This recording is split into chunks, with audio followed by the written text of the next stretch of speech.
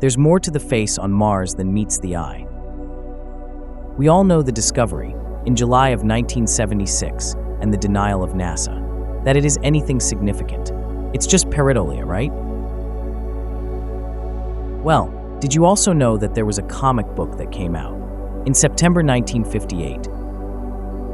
In the comic book entitled The Face on Mars, author Jack Kirby tells us how a group of explorers finds an artificial structure shaped like a human face on Mars. But not only that, after climbing it, they discover that the eyes of this construction are hollow and lead to a sort of room of visual records that shows the final destiny of the Martian civilization.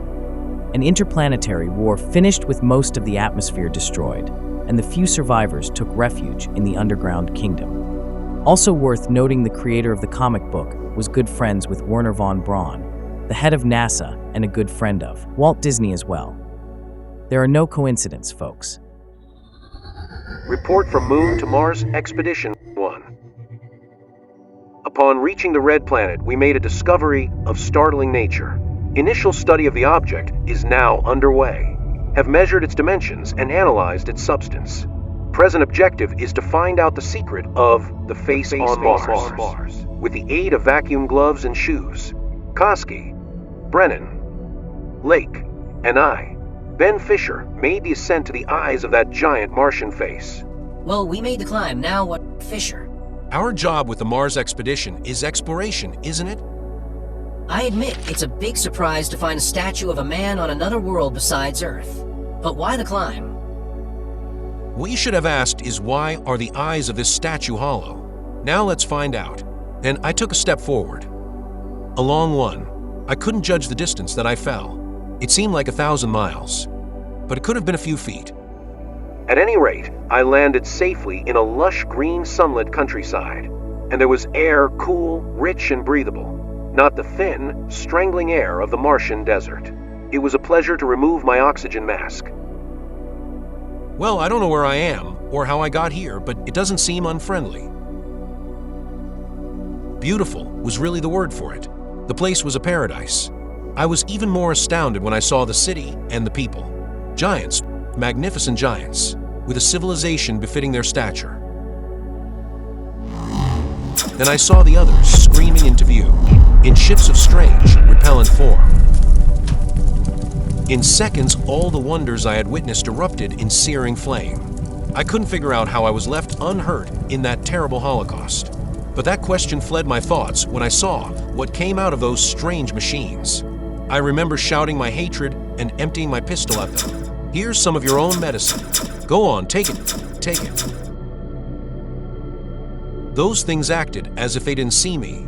They passed me by, looked the place over, and took off. I was left alone in a smashed city. Although I couldn't understand how I'd gotten there, I seemed to know what was going on. It was like the facts were being stuffed in my brain, and I was living them. It's an interplanetary invasion. Those creatures are destroying all life on a worldwide scale.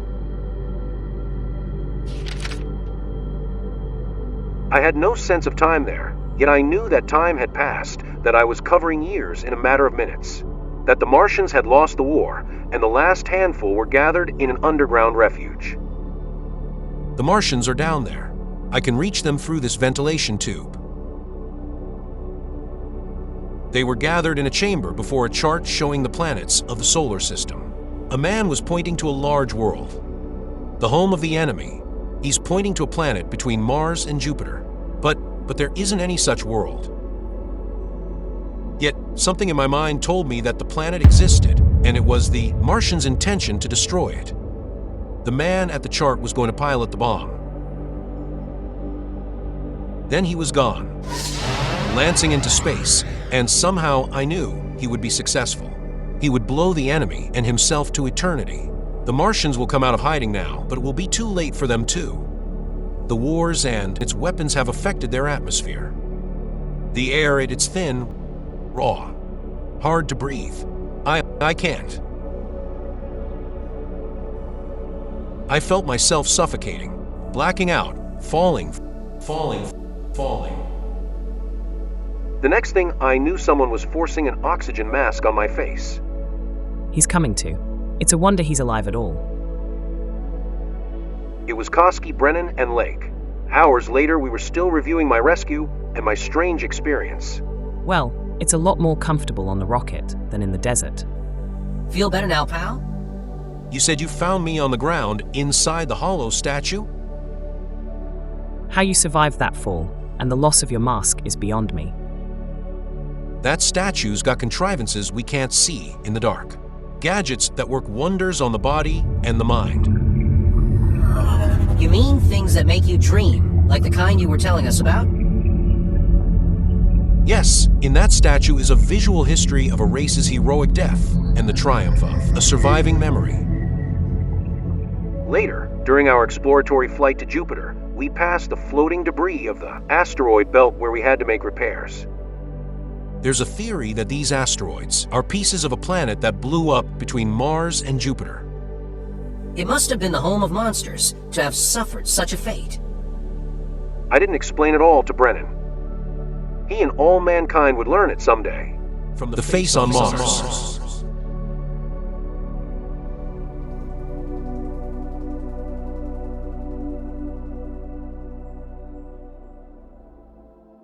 Long before we were meant to see it. What if the truth had been hinted at? In September 1958, legendary comic book artist Jack Kirby published The Face on Mars, a story depicting a massive, humanoid visage staring out from the Martian surface. Nearly 2 decades later, on July 25, 1976, NASA's Viking 1 orbiter captured an image of an eerily similar formation in the Cydonia region of Mars. It seemed like coincidence, just another case of science catching up to imagination. But what if it wasn't? Kirby wasn't just an artist. He was a visionary with deep connections. He was friendly with both Wernher von Braun, the aerospace mastermind, and Walt Disney, the architect of futurism. These men weren't just shaping culture. They were influencing public perception of space, technology, and the future. So, was Kirby simply inspired by the same ideas floating around? Or did he know something the world wasn't supposed to know yet?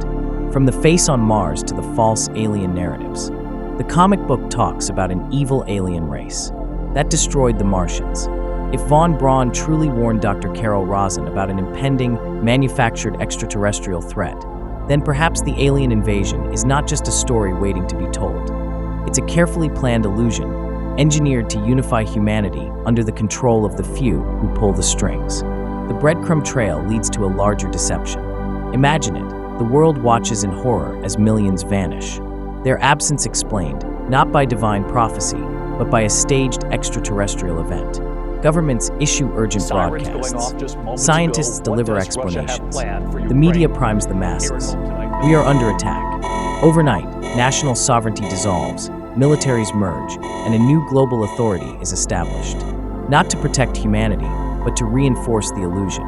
Dissenters, those who see the truth, are vilified, branded as radicals who refuse to fight against the enemy. But the real enemy was never extraterrestrial. The bad guy wasn't an alien species. It was the 1%ers shaping the story. The true deception wasn't about invasion, but control. And in the chaos that follows, the evil one steps forward, ready to rule. For a time, the lie holds, the deception reigns. The world succumbs to the illusion, but deception does not last forever. Truth is coming, and when it arrives, the ones who orchestrated the greatest manipulation of all will finally face justice beyond their understanding. The question is, how many will see the lie before it's too late? Thanks for watching. If you enjoyed, please comment, like, and subscribe. God bless. Peace be with you.